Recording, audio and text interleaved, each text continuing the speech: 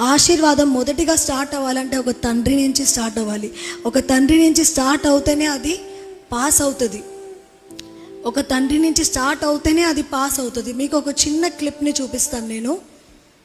ఒక క్రైస్తవ తండ్రి తనకు కొడుకు ఇచ్చేటువంటి ఒక గొప్ప ప్రామిస్ ఏంటో తెలుసా? నాయనా, నేను నీకు ప్రభువునిస్తున్నాను. నీ లైఫ్ లాంగ్ నిన్ను చూసే ఏటీఎం కార్డు ఎవరంటే ప్రభు అయిన యేసుక్రీస్తు వారు. యేసుక్రీస్తునే నీకు ఇచ్చాను రా, ఇంక నీకేం కావాలరా?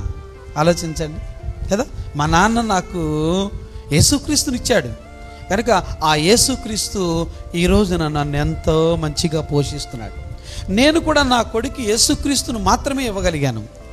కానీ యేసుక్రీస్తు వారు నేను ఉన్నా లేకపోయినా తన జీవితకాలం అంతా నా బిడ్డకు ఏ లోటు లేకుండా చూసుకుంటాడు కదా. అంతకంటే ఏం కావాలి చెప్పండి?